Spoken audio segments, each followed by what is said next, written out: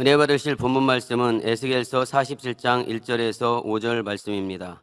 에스겔서 47장 1절에서 5절 말씀을 봉독해 드리겠습니다. 그가 나를 데리고 전문에 이르시니 전에 전면이 동을 향하였는데 그 문지방 밑에서 물이 나와서 동으로 흐르다가 전 우편 제단 남편으로 흘러내리더라. 그가 또 나를 데리고 북문으로 나가서 바깥길로 말미암아 꺾여 동양한 바깥문에 이르시기로 본즉 물이 그 우편에서 스미어 나오더라. 그 사람이 손에 줄을 잡고 동으로 나아가며 일천척을 청량한 후에 나로 그 물을 건너게 하시니 물이 발목에 오르더니 다시 일천척을 청량하고 나로 물을 건너게 하시니 물이 무릎에 오르고 다시 일천척을 청량하고 나로 물을 건너게 하시니 물이 허리에 오르고 다시 일천척을 청량하시니 물이 내가 건너지 못할 강이 된지라. 그 물이 창이라여 헤엄할 물이요 사람이 능히 건너지 못할 강이더라. 아멘. 영상으로 준비된 금빛 성가대의 찬양과 연주 후 당회장님의 영상 설교 믿음을 청량하시니 16번째 제아의 말씀을 듣겠습니다.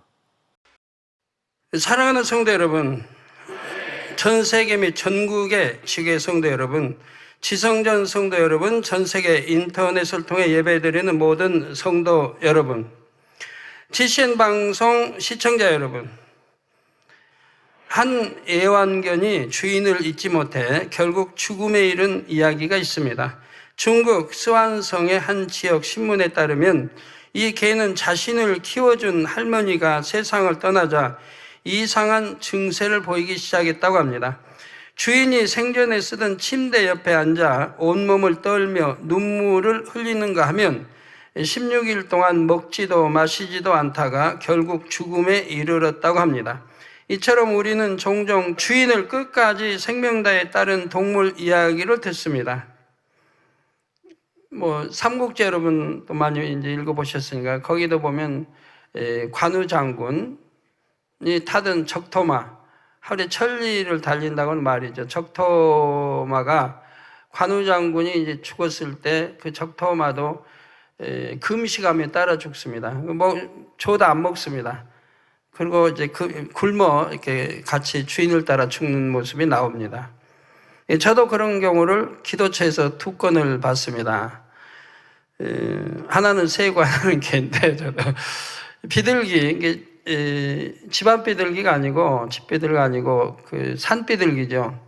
비둘기가 이렇게 날아와서 마당에서 그건 다리가 부러져 가지고 이렇게 절룩거리고 못 나르는 거예요. 그래서 비둘기를 다리를 이제 꼬매주고 단물을 뿌려주고 기도해주고 그리고 이제 치료해줘가지고 그 비둘기가 이제 나르게 됐단 말이에요.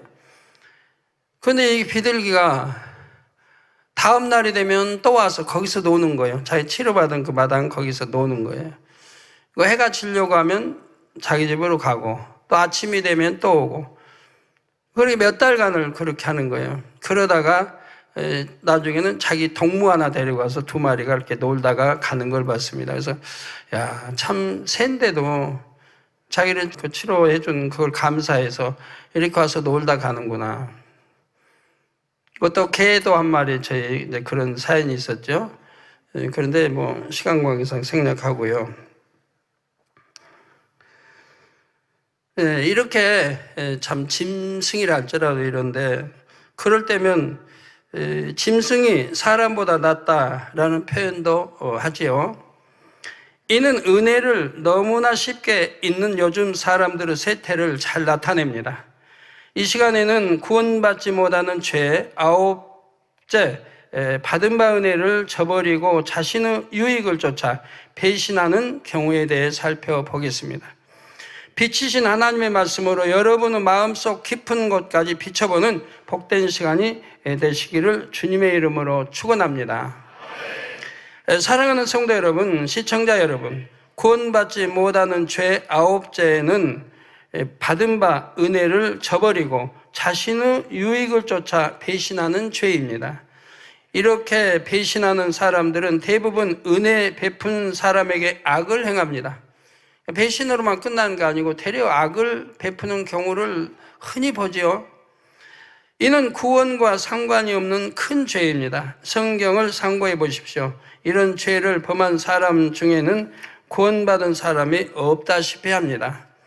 예를 들어 배신하면 여러분은 누가 떠오릅니까? 아마 가룟 유다가 떠오르실 것입니다. 예수님은 유다가 배신할 줄을 아셨지만 그를 끝까지 놓지 않으셨죠. 구원받기를 원하셨습니다. 유다는 이런 예수님을 은 30에 팔아 넘겼습니다. 또 자기 스승인데 후에 양심이 찔려 돈을 돌려주기까지 했지만 끝내 괴로움을 이기지 못하여 자살하고 말았지요. 우리나라 역사에도 보면 참 그런 경우 너무 많이 있지만 한 예를 들면 조선 왕조 500년 거기에 제3대 태종임금이 이성계 왕 아들이죠. 태종임금이 자기가 왕 되기까지 밑에 참 신하들이 밑에 그 장수나들이 도와서 왕으로 영립합니다. 1차 왕자의 난 때도 도와서 승리해서 이기게 하고 2차 왕자의 난 때도 그래가지고 그 밑에 따르는 장수들이 왕까지 다 올려놓았단 말이에요. 그런데 이 태종은 결국 그 자기를 도와 생명 바쳐 싸워서 잠에 도와줬던 그 신하들을 대부분을 죽입니다.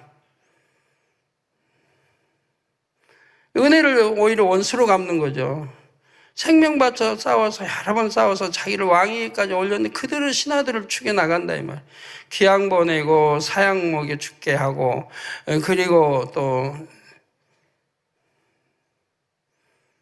그리고 이 태종은 워낙 악해서 자기 처남들을 다 이제 귀양 보내 죽이고 하죠. 자기 처를 황위에서 이렇게 제하려고 했는데 신하들이 적극 반대하니까 그것만은 이루지 못했지만 아주 쑥대밭입니다, 처가가. 그러다 이제 그 아들 세종이 이제 임금에 올랐는데도 그 세종의 장인어른, 영의정인데 그 장인어른은 죄도 하나도 없는데 반역죄로 몰아서 죽입니다. 그 세종대왕의 장모를 그래서 관의 종으로 이렇게 보내는 거 봅니다. 그 가정도 아주 쑥대밭이 되죠. 세종대왕의 그 참 처가는 아주 쑥대밭이 되는 거죠.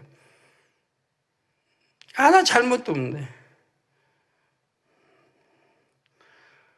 우리나라 역사 보면요, 진짜 이런 경우가 폭군인데, 폭군인데도 거기는 폭군으로 기록되지 아니하고 연산군이나 광해군은 폭군으로 기록됩니다. 그럼 그 이유가 뭡니까? 그 이유는 그 아들이 세종대왕이 아들이 왕위를 이었기 때문에 폭군으로 기록할 수가 없었어요, 역사에. 그리고 이제 태종이 자기 살아있을 때 역사를 기록하게 한 거예요. 원래는 왕이 죽은 다음에 기록해야 되는데 자기 살아있을 때 다 왜 기록이 이제 뻔히 잘못될 거 아니까 자기 살았을 때 신하들이 기록해가지고 좋게 기록하게 만들었던 것이고요. 그 아들이 왕이 되니까 폭군으로 이렇게 할 수가 없었는데 광해군이나 이런 연산군은 폐위가 되고 다른 종의 이제 다른 왕이 이렇게 됐기 때문에 폭군으로 이렇게 역사에 기록하게 된 것이고요. 사도행전 1장 18절에 몸이 곤두박질하여 배가 터져 창자가 다 흘러나온지라 한 대로 비참한 죽음을 맞았습니다. 우리 주님을 배신한 가룟 유다의 그 끝이 어찌 됐는가가 잘 나와 있죠. 다윗의 모사였던 아히도벨 역시 그랬습니다. 압살롬이 다윗 왕에 대항하여 반역을 일으켰을 때 그 편에 가담했다가 비참한 결말을 맞았지요. 자신의 모략이 압살롬과 그의 사람들에게 채택되지 않자 낙향하여 자살하고 말았습니다. 압살롬의 반역도 실패했고요. 요압 장군도 다윗을 배신함으로써 비참하게 죽고 말았습니다. 요압은 오랫동안 다윗의 군대 장관으로 있으면서 큰 공을 많이 세웠습니다. 또 다윗의 곁에서 권세와 명예를 누렸지요. 그러나 말년에 다윗의 뜻에 반기를 들므로써 반역에 가담했습니다. 다윗은 솔로몬에게 왕위를 물려주려 했습니다. 이런 의중을 요압이 모를 리가 없지요.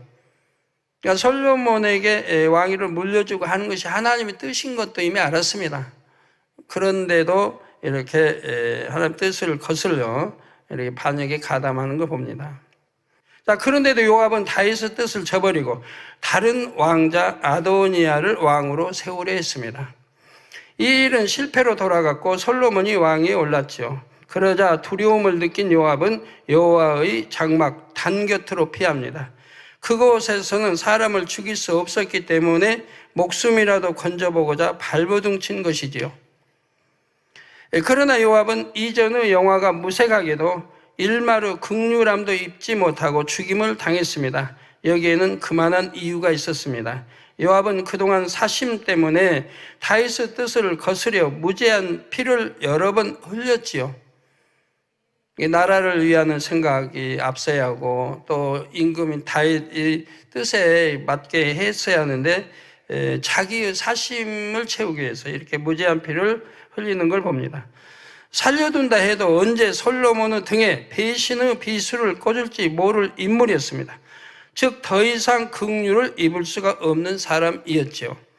성도 여러분, 우리 하나님은 이처럼 신의를 저버리고 배신하는 행위, 곧 은혜를 원수로 갚는 악행을 매우 싫어하십니다.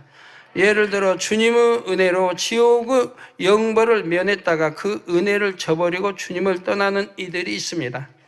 주님은 생명을 값으로 치르고 우리를 원수 마귀 사단의 손에서 건져주셨습니다. 그런데 이런 주님을 배신하고 다시금 원수 마귀 사단에게 돌아가는 이들이 얼마나 많은지요. 성령 받고 거듭났을 때는 나 같은 죄인을 끔찍한 지옥의 형벌에서 건져주시고 참 기쁨과 소망을 주신 은혜에 감사합니다. 그러다가 다시 세상을 바라봄으로써 첫사랑을 잃어버립니다. 힘들게 신앙생활 하다가 결국 주님을 떠나지요. 돈을 더 많이 벌기 위해 세상에서 인정받기 위해 십자가를 등집니다. 하지 말라 버리라, 즉 미워하지 말라, 간음하지 말라, 악은 모양이라도 버리라, 이런 말씀들을 지키며 좁은 길을 가는 것이 힘들다고 구원의 길을 떠나버리지요. 이런 사람들 중에는 살아계신 하나님을 너무도 분명하게 만나고 체험했음에도 하나님을 떠나는 이들도 많습니다. 여러분이 지금도 목도하고 계신 대로 이 재단에는 성경에 기록된 기사와 표적, 기이한 일, 희한한 역사들이 무수히 일어납니다.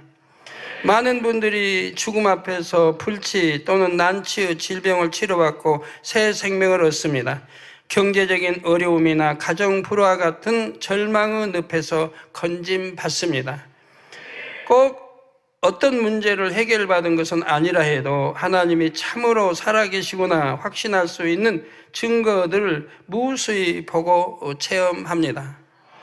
그런데도 다시금 나는 주님을 모른다 하며 하나님을 떠나는 영혼들이 간혹 있습니다. 우리 주님께서 얼마나 애통하실 일입니까? 하나님 은혜를 저버리고 이렇게 하나님 등지고 떠나는 사람들 볼 때 말입니다. 또 천국과 지옥이 있음을 아는데도 또 지옥을 향해 갈 때 참 애통할 일이지요. 누가복음 17장 11절에서 19절에 보면 이와 관련하여 거울 삼을 만한 사건이 나옵니다. 예수님께서 예루살렘으로 가실 때 한 초원에서 문둥병자 10명이 나와 예수님께 병 낫기를 구합니다. 결과적으로 이들은 예수님의 말씀에 순종하여 모두 치료를 받았지요. 이처럼 10사람이 똑같이 예수님 앞에 나와 치료를 받았지만 예수님께서 내 믿음이 너를 구원하였느니라 하고 말씀하신 사람은 오직 한 사람뿐이었습니다. 그는 바로 받은 은혜가 감사하여 하나님께 영광을 돌리고 예수님 앞에 돌아와 살해한 사람이었지요. 그렇다면 나머지 9명은 어찌 되었을까요? 성경에 기록된 정황상 구원조차 확신하기 어려움을 알 수가 있습니다. 저도 참 보면은 이제 문둥병자도 저도 여러 명 치료를 했는데 우리나라 문둥병자 볼 수가 없으니 기도할 수는 없잖아요. 근데 무한 개척 때 집회 갔을 때 문둥병자가 산에서 움막 짓고 살다가 되게 와가지고 거기 기도받고 바로 치료받았고, 해외에서는 문둥병자 치료받아서 많이 간증이 들어오지 않습니까? 저번에 그 해외 대사관의 직원 공사인가 하여튼 직원 부부가 다 해준 거예요. 부부가 기도받고 단번에 치료를 받았어요. 그래도 이분들 은혜는 알더라고요. 근데 그렇게 뭐 은혜를 아는 사람도 있고 또 치료 에이즈도 많이 받고 인사 한마디 없이 떠난 사람들도 더러 보았고요. 10명의 문둥병자들에게 병으로 인한 아픔은 물론 저주받은 죄인으로 소외감 속에 사는 고통은 참담한 것이었습니다. 예수님께서는 바로 이런 사람들을 만나주시고 모든 고통에서 건져주셨지요. 그런데도 이 중 9명은 하나님께 영광을 돌리지도 않고 예수님께 감사로 나오지도 않았습니다. 저는 안타깝게도 교회 개척 이래로 이런 경우를 참 많이 보았습니다. 중환병을 치료받고도 감사하다는 말 한마디 없이 떠난 이들이 너무나 많았지요. 만약 이런 분들이 교회에 그대로 남았다면 지금보다 엄청 더 큰 교세를 이루었을 것입니다. 물론 이 분들 중에는 간혹 얼마간은 뜨겁게 신앙생활하고 충성하는 경우도 있었습니다. 그러나 결국 병기하여 자신의 유익을 쫓아 하나님을 떠나고 말았죠. 세상 명예 권세 부를 쫓아갔습니다. 우리 참 그렇게 예를 들어서 암 3기 말기 전이 된 거 이런 것들을 치료받았다면 너무 감사해야 할 텐데 치료를 많이 받고도 인사 한마디 없는 분들이 참 많이 있어요. 그러다가 이제 보면은 1년이 지나고 2년이 지나면 인사를 해요. 늘 그런 경우가 생기는데 당 회장님, 저 2년 전에 암 이렇게 말기고 이렇게 전이 됐었는데 기도 한 번 받고 치료받은 누구입니다. 근데 언제요? 2년 전이라는 거예요. 어떤 분이 1년 전. 이런 분들이 지금도 많이 나와요. 왜 그때 간증을 못할까? 치료받은 즉시 좀 간증을 하지. 근데 이런 분들이 의외로 많이 있습니다. 그나마 간증하는 분도 그렇게라도 하지만 떠나버리고 많은 분들도 있고요.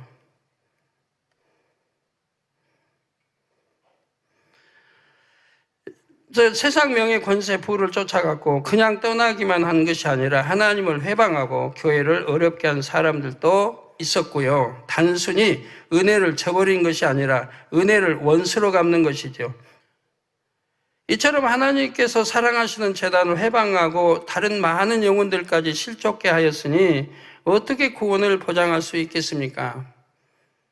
하나님은 이런 배신의 죄를 특히 싫어하십니다. 악한 영의 세계도 바로 이 배신으로 인해 형성되었지요. 악한 영들의 역할이 무엇입니까? 인간 경작의 역사 동안 하나님을 대적하는 것입니다. 이를 볼 때 배신이라는 행위의 근본에 얼마나 큰 악이 자리 잡고 있는지를 깨달으시기를 바랍니다. 주를 믿는 하나님의 자녀라 하면서 이런 큰 악을 버리지 않고 거듭 행해 나간다면 구원받을 믿음이 있다고 보기 어렵지요. 또한 은혜를 저버리고 주님을 배신할 경우 원수마귀 사단이 다시금 틈탈 수 있습니다. 성경이 이를 분명히 알려주고 계시죠. 예를 들어 질병을 치료받고도 다시금 세상과 짝하며 죄 가운데 살면 전보다 더 심한 병이 들 수가 있습니다. 요한복음 5장에 보면 예수님께서 38년 된 병자를 고치신 후 이렇게 당부하십니다. 요한복음 5장 14절에 내가 나았으니 더 심한 것이 생기지 않게 다시는 죄를 범치 말라 말씀하셨지요. 다시 죄를 범하면 이전보다 더 심한 질병이 생긴다 이 말입니다. 그러니까 이렇게 병은 죄로 인해 오는 것이기 때문에 우리 주님이 이렇게 또 말씀하시지 않습니까? 또 다시금 병들면 대부분 처음보다 더 중한 병이 듭니다. 원수마귀 사단이 송사하기 때문입니다. 악한 영에 사로잡혔다가 놓인 경우에도 마찬가지입니다.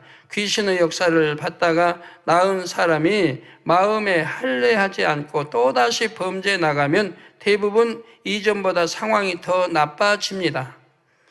마태복음 12장 45절에 보면 예수님께서 귀신이 저보다 더 악한 귀신 7을 데리고 들어가서 거하니 그 사람은 나중 형편이 전보다 더욱 심하게 되느니라. 왜 더 심해지느냐? 혼자 나갔다 힘이 약하니까 쫓겨났다 이 말입니다, 귀신이. 그러니까 다시 나가서 들어올 때 보니까 소재되고, 그러니까 말씀 진리, 말씀 빛 가운데 살지 않는다 이 말이에요. 그러니까 더 악한 귀신 7을 데리고 들어옵니다. 그러니까 자기까지만 8명이 지금 거하게 되는, 그러니까 전보다 더 심할 수밖에 없는 거죠. 네, 다시 읽어드립니다. 귀신이 저보다 더 악한 귀신 7을 데리고 들어가서 거하니 그 사람은 나중 형편이 전보다 더욱 심하게 되느니라. 이처럼 다시금 병들면 처음보다 치료받기가 더 어렵습니다. 물론 갓 교회에 나온 새 신자의 경우 은혜를 주셔서 쉽게 치료받을 수도 있습니다. 그런 반면 진리를 들어서 잘 알므로 그래서는 안 되는 사람의 경우에는 그만큼 더 간절히 매달려야 하지요. 그러니까 진리를 알고 치료받고 떠난 사람과 진리를 모르고 이렇게 떠난 사람하고는 경우가 다르다 이 말입니다. 이게 죄도 그러잖아요.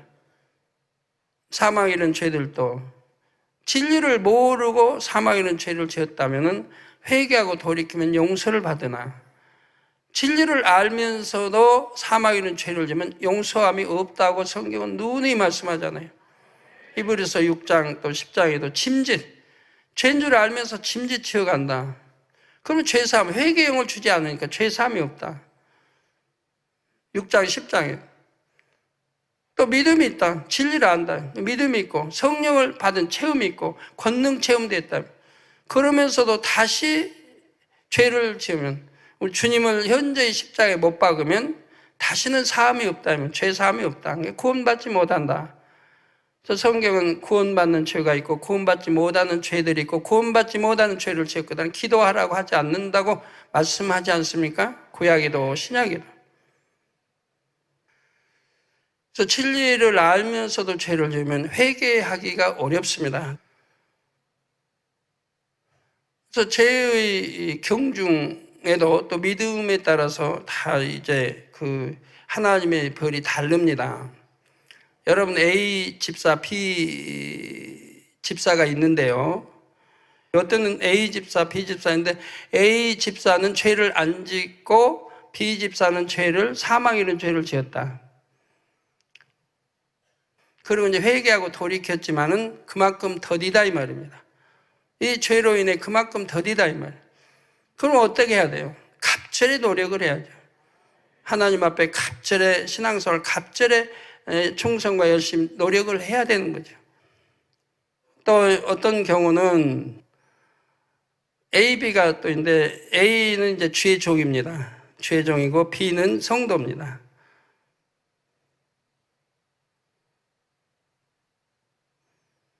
똑같은 죄를 지었습니다.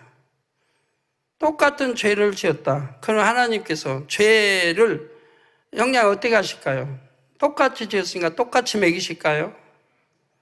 똑같은 병으로 똑같이 먹이실까요? 아닙니다.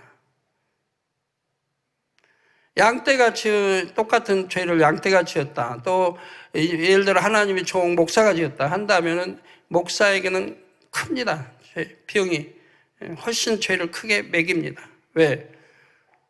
양떼를 가리키는 천국으로 인도해야 할 종이 오히려 사망 있는 죄를 지었다면 하나님이 용서하기 어렵습니다. 그냥 양떼가 지은 죄보다도 몇 값절 큰 거죠. 그 하나님의 종이라면 절대 죄 지은 일이 없어야 되고 더구나 사망 이른 죄는 짓는 일이 없어야 되고 또 깨끗해야 됩니다. 이런 경우는 낭망해야 할 일은 아닙니다. 왜? 그런 걸 알고 부단히 다른 사람보다 몇 값절 더 노력해야 할 것이라 이 말이에요. 더 노력해야 할 것이라. 죄를 어떻게 회개해요? 지난 지었던 죄를 아주 몸부림치며 괴로워하며 이렇게 지은 죄를 정말 그렇게 회개를 해야 하는데 말로만 쑥다 하나님 나 이런 죄 지었는데 다시는 안 지을게요. 그리고 또 다음에 또 짓고. 그럼 하나님께 거짓말 기도만 하는 거죠, 그게. 중심에서 돌이키고 중심에서 빼내버리고 죄성을.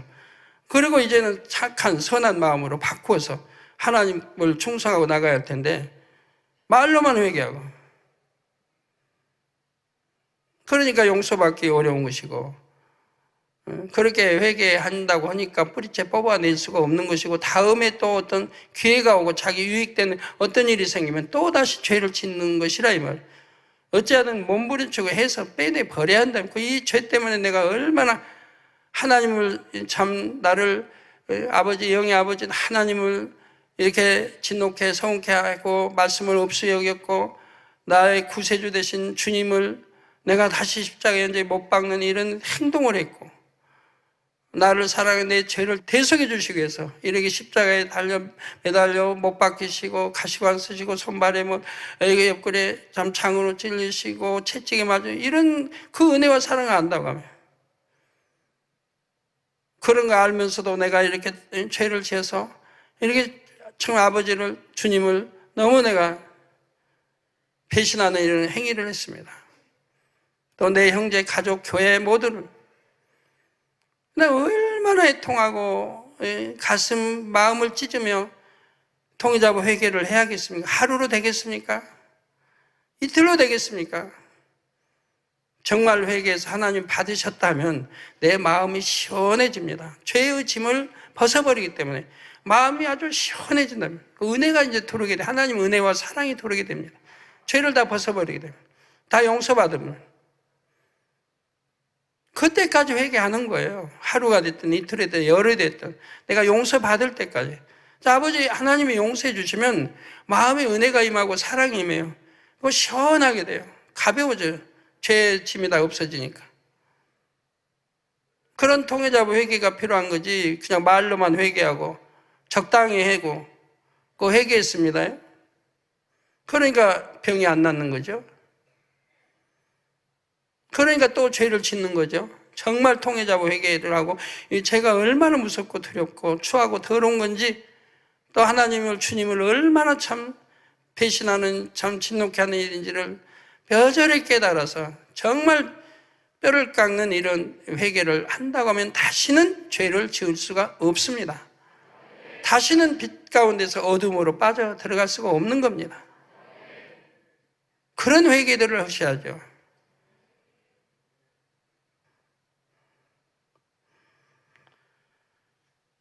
그래서 회개하기가 쉽지 않다는 거예요. 그러니까 죄를 안 지으면 될 거 아니에요. 더군다나 사망 이런 죄는 짓지 말아야 할 거 아니에요. 변개하여 배신한 죄를 철저히 회개할 때라야 하나님의 은혜를 다시 입을 수가 있습니다. 만약 회개하지 않고 거듭 죄 가운데 살면 결국 구원과 완전히 멀어지게 됩니다. 성도 여러분, 구원은 물론 치료까지 받고도 이런 고난 길을 간다면 얼마나 어리석은 일입니까? 여러분은 모두 지혜로운 분들이 되십시오. 즉, 한 번 받은 은혜를 고이 간직하셔서 이처럼 사망의 길로 이끄는 죄와는 아무 상관이 없는 여러분이 되시기를 바랍니다. 아마 이 말씀을 듣고 계신 여러분은 대부분 나는 절대 주님을 배신하는 큰 악을 행하지 않을 것이다 라고 확신하실 것입니다. 그러나 마음에 육이 있는 한은 경계를 늦춰선 안 됩니다. 육이 무엇입니까? 세월이 흐르면 결국 썩고 변질되는 것이지요. 배신은 바로 이 육의 대표적인 속성, 곧 변개함에서 비롯됩니다. 사소해 보인다 해도 변개하는 속성을 버리지 않고 계속 쌓아나가면 어느 순간 큰 배신으로 나올 수 있기 때문입니다. 그러므로 자신의 평소 모습을 잘 성찰하여 이런 악을 버려나가는 것이 중요합니다. 혹시 여러분 가운데 이런 모습은 없습니까? 예를 들어 큰 은혜를 입고도 감사한 마음을 갖거나 표현하는 일에 인색한 경우가 있습니다. 이처럼 감사함을 잘 느끼지 못하는 경우, 내 마음이 얼마나 굳은 마음인지, 그래서 감사의 조건을 발견하는 데 있어 얼마나 인색한지를 알아야 합니다. 또 은혜를 입은 당시에는 감사한 마음을 갖고 표현도 잘 하는데 그 마음을 쉽게 잊는 경우도 있지요. 이 은혜 평생 잊지 못할 것입니다. 두고두고 갚아 나가겠습니다. 고백하고도 1년, 2년 지나면 은혜를 잊어버립니다. 또는 하나님의 은혜가 감사하여 어찌하든 말씀대로 살고자 노력하다가도 어떤 시험이나 연단을 만나 은혜가 떨어지면 기쁨과 감사가 사라집니다. 입술에서 불평, 불만이 나옵니다. 즉 환경이나 조건에 따라 변하는 것이지요. 여러분에게 이런 모습들이 있다면 이것이 바로 변개함이구나 깨달으시기 바랍니다. 그래서 마음의 변개함이 크든 적든 있다면 빼내버리세요. 적은 거라도 다 빼내버려야지. 큰 변개함도 안 나고 큰 변개함이 있으면 빼내버리면 적은 변개함도 다 없어지는 것이고요. 어떤 분들은 저한테 그래요. 당회장님, 제가 이제 받은 바에 갚기 위해서 만면 신문을 열심히 돌리겠습니다. 지금은 몇 부 돌렸는데 앞으로는 몇 부로 해서 주님 오실 때까지 돌리겠습니다. 누가 그런 말을 하라고 한 거 아닌데 스스로 와서 그런 고백한단 말이에요. 차라리 말을 좀 지혜롭게 하세요. 나 열심히 돌리려고 합니다. 아니면 돌리려고 이렇게 하는데요. 기도하고 도와주세요 한다든가. 돌리겠습니다. 그러면 지켜본단 말이에요. 1년이고 지켜보면 나중에 보면 안 돌려요. 그건 변개해버려요. 이런 변개하는 속성 마음만 없다 해도 얼마나 여러분 참 사랑받을 텐데. 아버지 하나님은 때때로 이런 마음을 발견하여 빼낼 수 있도록 시험이나 연단을 허락하시기도 합니다. 이는 하나님께서 일부러 시험을 주신다는 뜻이 아닙니다. 스스로가 범죄하여 또는 공의를 어김으로 인해 지켜주시지 않는 경우가 있다는 뜻이죠. 이럴 때 낙심하고 불평하는 모습이 발견되면 이를 기회로 삼아야 합니다. 이전보다 더 감사하고 기뻐하며 불같이 기도하며 변개하는 마음을 더 신속하게 빼낼 수 있죠. 물론 이처럼 변개하는 모습이 있다고 해서 구원받지 못하는 것은 아닙니다. 그러나 이런 악의 모양이 배신이라는 큰 악행의 뿌리가 될 수 있음을 아시고 마음에서 신속히 뽑아내시기를 바랍니다. 성도 여러분, 하나님께 대한 감사와 사랑이 참이라면 상황에 따라 쉽게 변하지 않습니다. 사람과의 관계에서도 그렇습니다. 정말 큰 은혜를 입은 사람이나 진심으로 마음을 나눈 벗과는 웬만한 일로 신뢰가 깨지거나 사이가 틀어지지 않지요. 예를 들어 만약 상대에 대해 안 좋은 소문을 듣는다면 그것을 선뜻 믿지 않을 것입니다. 우선은 상대를 믿어줄 것이고 진위를 확인하고자 하지요. 설령 그 소문이 사실이라 해도 둘 사이의 신뢰의 사랑이 진실했다면 죄는 미워해도 사람은 미워할 수가 없습니다. 그 죄는 밉지요, 당연히. 하지만 그 신뢰하고 믿고 사랑했던 그 사이까지도 그까지 깨어지는 것은 아니라 이 말입니다. 어찌하든 상대가 잘못된 길에서 돌이키도록 간절히 기도해주고 돕고자 하지요. 다윗은 이렇게 행했습니다. 사울이 자신을 시기하여 죽이려 했지만 다윗 편에서 먼저 사울을 배신하지 않았습니다. 하나님께나 왕인 사울에게나 다윗의 중심은 진실했기 때문입니다. 다윗은 두 번이나 사울을 살려보냈고 오히려 사울이 더 이상 악을 행치 않도록 설득하려 했지요. 사무엘상 24장 14절에서 15절에 이스라엘 왕이 누구를 따라 나왔으며 누구를 쫓나이까? 죽은 개나 벼룩을 쫓음이니라. 자기는 그렇게 낮춰서 죽은 개나 벼룩처럼 자기는 그 왕 앞에 낮추는 걸 봅니다. 그런즉 여호와께서 재판장이 되어 나와 왕 사이에 판결하사 나의 사정을 살펴 신원하시고 나를 왕의 손에서 건지시기를 원하나이다. 사울은 이런 다윗의 선행에 감동을 받습니다. 이에 다음과 같이 고백하지요. 16절 17절에 사울이 가로되 내 아들 다윗아 이것이 내 목소리냐 하고 소리를 높여 울며 다윗에게 이르되 나는 너를 학대하되 너는 나를 선대하니 너는 나보다 의롭도다. 물론 사울은 자신의 악을 다스리지 못해 다윗 죽이기를 단념하지 않습니다. 그러나 하나님께서는 다윗의 선한 마음을 크게 보시고 축복해 주셨습니다. 사울은 이렇게 하면 그럼 용서한 것 같아요. 그러고도 그 마음이 또 변해버려요. 다윗은 전혀 변개함이 없었죠. 배신의 마음도 없고요. 그러니까 다윗이 당연히 참 하나님의 사랑을 받고 왕이 오를 뿐만 아니라 역사상의 큰 인물에 이른 왕이 되는 걸 봅니다. 다윗을 이스라엘 왕으로 세워주셨지요. 저는 다윗의 심정을 느껴보았습니다. 제가 몸담고 있던 교단의 몇몇 대의원들이 저에게 부당하게 파직을 선고한 것입니다. 저를 아끼던 선배나 동료 목회자들은 일이 이렇게 될 것을 예감하고 저에게 누차 권면하였습니다.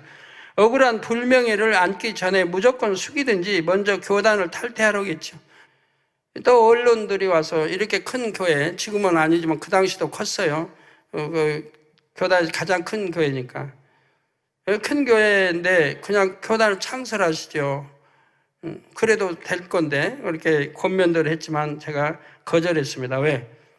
내가 배우고 자란, 세례받고 학습받고 그리고 이렇게 자란 그런 그런 교단을 내가 배신할 수 없기 때문에, 내 스스로 배신할 수 없기 때문에 그리할 수가 없었습니다. 또 부당한 일을 당할 줄을 번연히 알아도 제가 신학을 하고 목사 안수를 받은 교단을 제 편에서 먼저 배신할 수가 없었지요. 그로 인해 결국 교단에서 제적되는 불명예를 얻게 되었습니다. 물론 진실을 아시는 아버지 하나님께서는 오중 복음을 기반으로 새 교단을 이루도록 축복해 주셨습니다. 또 전 세계 기교회를 둔 많은 교단들이 함께 하기 원하는 교단으로 성장시켜 주셨고요. 결론 말씀드립니다. 사랑하는 성도 여러분, 시청자 여러분, 신명기 7장 9절 전반절에 오직 내 하나님 여호와는 하나님이시요 신실하신 하나님이시라 말씀하십니다. 이 말씀대로 아버지 하나님은 신실하십니다. 성경을 상고해 보십시오. 하나님은 인생들이 찾을 때마다 만나 주셨습니다. 지금도 그 신실이 변함없으십니다. 그런데 인생들 편에서 범죄함으로 하나님을 외면하고 하나님이 과연 살아계신가, 나를 버리셨나 하고 의심하지요.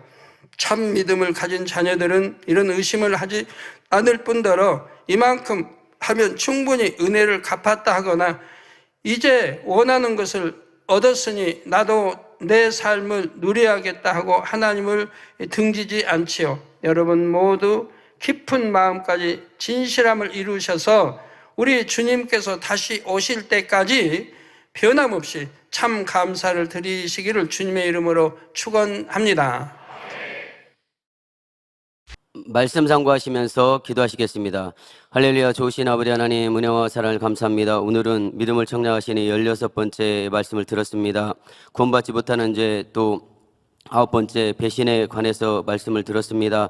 아버지 하나님, 오늘 들은 말씀과 같이 저희들 아버지 하나님 육의 속성인 아버지 변개함을 신속히 온전히 부숴버리고 아버지 하나님 그 같은 아버지 배신의 아버지 그런 삶이 아닌 오직 우리 아버지 다윗 선지자가 그랬던 것처럼 우리 당회장님이 아버지 그랬던 것처럼 변개치 않는 마음으로 아버지 하나님의 기쁨이 될 수 있는 저희 모든 만민의 성도님 모두가 되어질 수 있도록 함께 하시고 역사에 주옵소서. 감사드리옵고 우리 주 예수 그리스도의 이름으로 기도하옵나이다. 아멘.